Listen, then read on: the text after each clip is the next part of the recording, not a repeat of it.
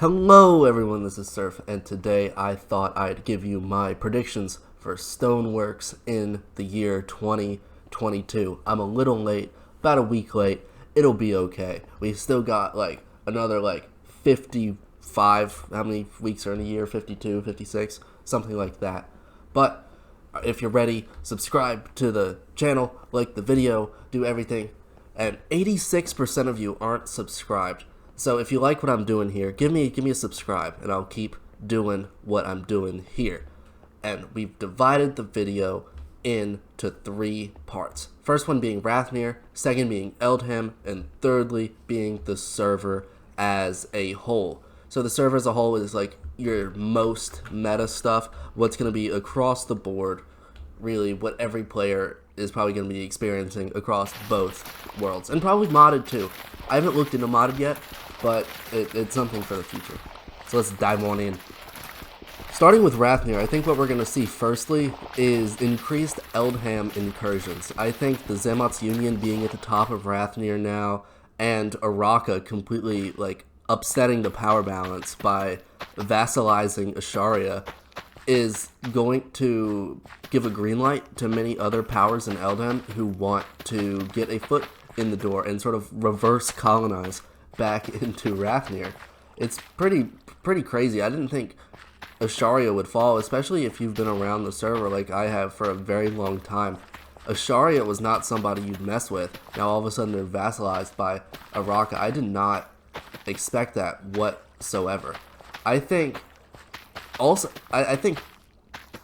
colonialism as a whole is going to pick up in Rathnir from Eldham nations. I think this sort of toppling of old powers in Rathnir is sort of a sign of what's to come. And Rathnir nations that are still existing need to improvise, adapt, and overcome, because all of the new players, I think the vast majority of the new players coming into the Stoneworks community are just going straight into Eldham, and they're bringing with them new ideas, a new zeitgeist, really. And the current powers in Rathnir, it seems they may not be able to hold the tide, you know? Also, I think what we're going to see in 2022 is territorial recovery. Late fourth quarter 2021, we saw the decrease in a lot of powers in Rathnir. There were quite a few large collapses that we saw, and I think in the first half of 2022, maybe all of 2022, we'll see those powers try to slowly claw their way back up to world power status. I think Sparwood is going to be at the epicenter of this. Right now, they're like a ton of micronations, but they're starting to come back together, either through diplomacy or by force. So we'll be having to keep an eye on them, something fierce, because I think they've got potential in the future to all come together and be something that's a bit intimidating, you know? Lastly, going back into more of the new mindset that newer players have in comparison to the old ones, a lot of new players are going to be rising against the old hierarchy in 2022, I think. I think government maintenance in Rathnir has not been up to par with what's been going on Eldham. I think there's a lot more political infrastructure in Eldham amongst the nations than most of the nations in Rathnir. I think the heads of state in Rathnir are kind of a revolving door within particular nations. Like, it's always going to be the same group of guys getting power and leaving power and staying in the upper echelons of sort of the government, but always sort of getting power, leaving power, and it's the same guys. And that's something that Eldham doesn't really have. Some nations have it, but most don't. There's such a long reputation for a lot of people, a lot of the heads of state in Rathnir that doesn't exist in Eldham, and I'm sure newer players are tired of it. I've seen it a lot in Eldham, and I've seen it starting to bubble up in Rathnir. So players attempting to rise up to change the system of long-standing nations is going to be a pattern in 2022. Yo, we interrupt your regularly scheduled broadcast for this new segment that I'm trying out, and this is called Abandonedish, where I showcase to you several abandoned plots around Rathnir and Eldham in hopes that they get a new home. So we are here in, let's see, I'll tell you where. So this is where Farrenholm is, right here on at Yelly Tessel Island, and we are right here. So we're kind of in Kingdom of Sudaran territory. I just had to check. I had to pull up a world map and check. So this is Kingdom of Sudaran right here. You can see the chords on the recording, and let's have a look at this place, shall we? It's an abandoned fort, well built, clearly very well built. Had to pull my microphone closer to me. Have a little keyboard ASMR right here. But this is a maybe not fully stocked, but pretty much completed fortress. If we come in here, we can see what's inside. Okay. Doing stuff in here. Okay. Maybe a little less than complete, but it looks complete from the outside. And it goes all the way around. It is a full square military installation, completely, seemingly unclaimed. Ooh, pressure plates, that's an interesting choice. Yeah, they don't work, because usually server TPS, so I'm not surprised.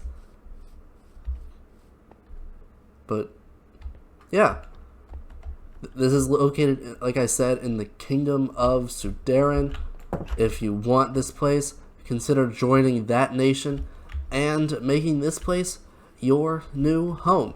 But with that being said, back to the show. Now moving on to Eldham. The first thing that we're going to see, I think, is going to be a movement for environmentalism. And you're thinking, why? Why? That's weird. Nobody's done that. But Eldham is a custom-made world. There's a lot of stuff going on that Rathnir doesn't have. Rathnir is your basic, not algorithm, maybe like procedurally generated kind of place where it's all how you'd expect it. But Eldham is really custom. Like, all the trees are custom. And when you're mining for wood, you're going to have to start a tree farm if you don't want to basically clear-cut entire forests of custom-made trees. And so I think a lot of players, I've already seen it, and I think it's going to catch on a lot more in 2022, where players are going to section off areas and call it a national preserve or a national park or whatever, just to try to keep a hold on these custom forests that have been made for Eldham and Pacific. Furthermore, I think the zeitgeist is going to change among undeveloped land, with national parks coming into fruition in Eldham. A lot of war justifications have been made against undeveloped land, saying, hey, you're not using this land, so I'm just going to come over and I'm going to take it.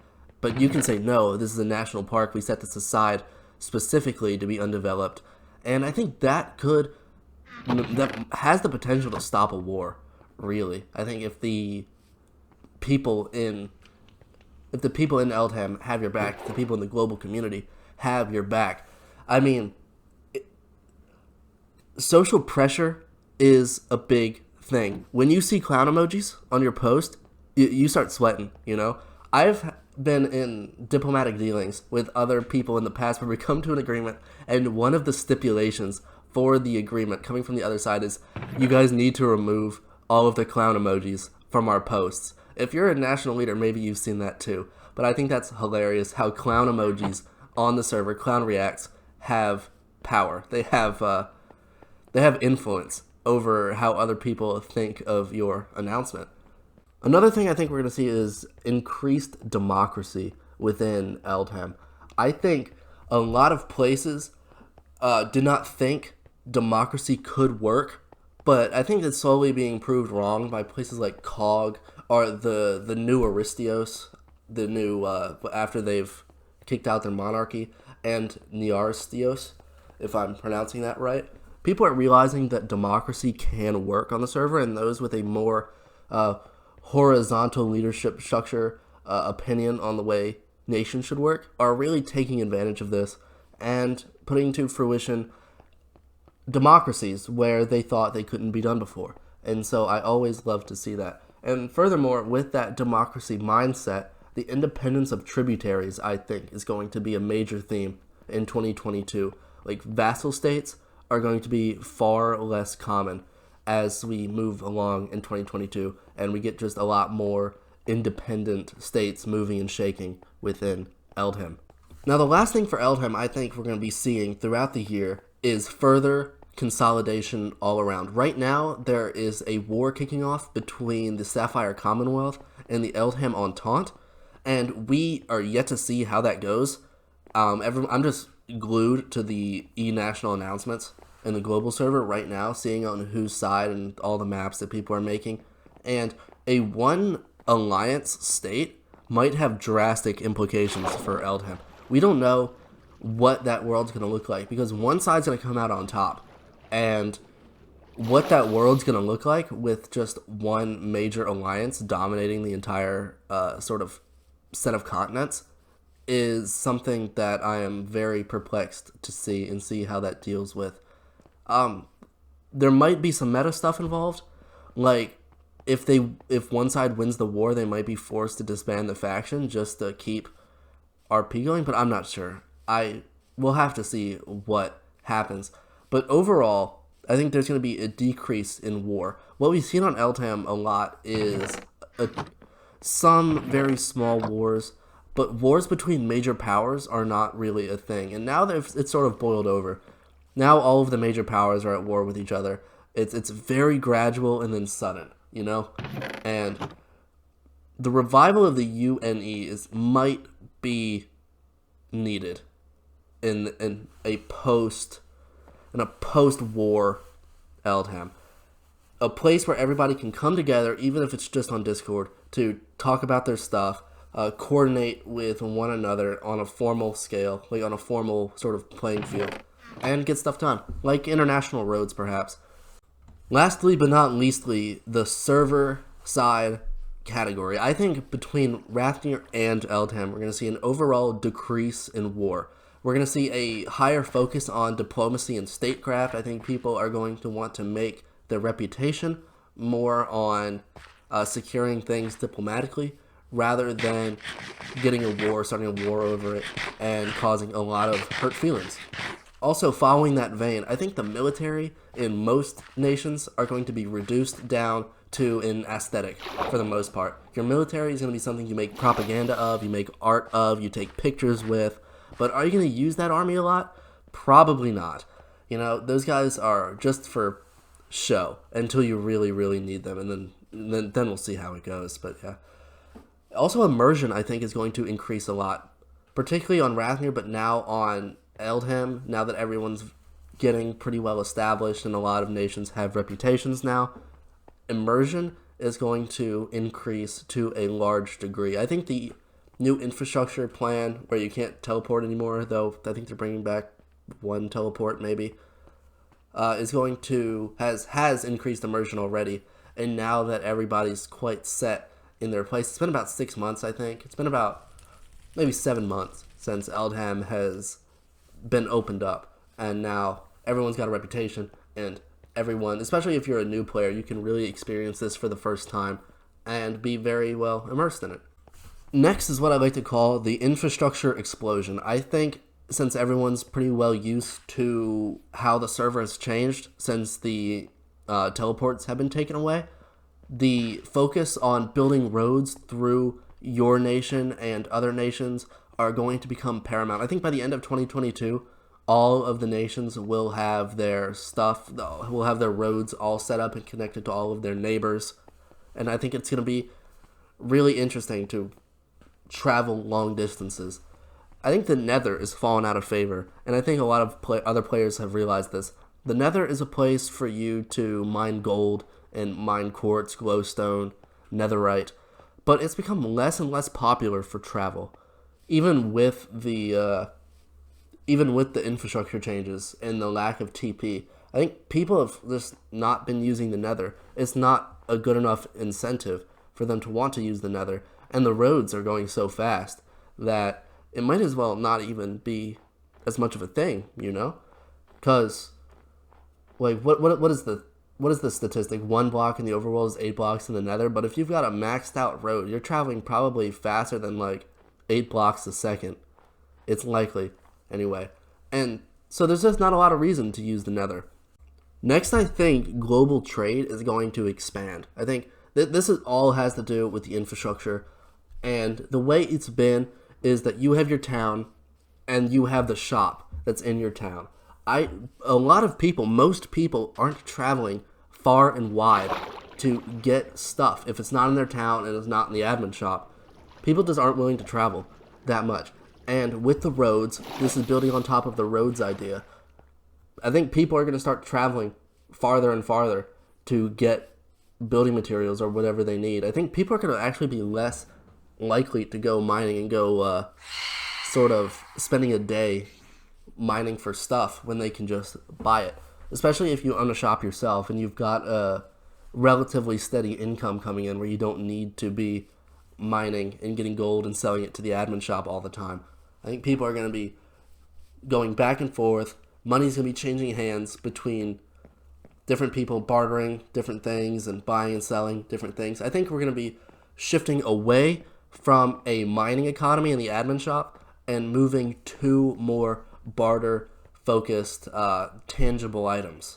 And this leads me into my next point here, which is inventive money making. As we move away from selling ore or ingots, gold and iron ingots to the admin shop, I think we're going to be starting moving towards other more creative means of getting money. Like, I've seen people starting to use the new, it's not even new, people just don't use it, where you can sell like rabbit stew and cake and stuff also to the admin shop. And people have been I've seen people trying to get rich off of sort of mass producing foodstuffs just like that.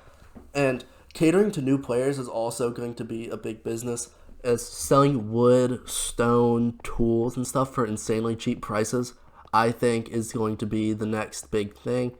And also specialized businesses, like wool shops, for example, dye shops, I think are going to hit it big in 2022. And stuff that you wouldn't normally be looking for, maybe like stained clay, a shop dedicated to stained clay, I think that'd be popular. And people are going to be looking to new methods, because I don't know if you've noticed, Rathnir is basically Hollow Earth at this point, and Eldham is getting there. So it's going to be imperative for people to find new ways to sort of get their stuff going. And before I end the video here, I want to sort of pose a question to the community. What do you guys think on the prospect of resetting the server? I want to take a little poll. I want to see you guys arguing in the comments whether you think Rathnir should be reset or not. It's been around since what, like September, October, or November of 2020. And it moved away from Jagdis. That world got reset and became Rathnir. And so I want to know what you guys think. If you think Rathnir is done and dusted, or if you think it still has a lot more potential for the future, let me know. But that's all I have for you today. Like the video, subscribe to the channel, and I will definitely be back with many more videos. Like, yeah.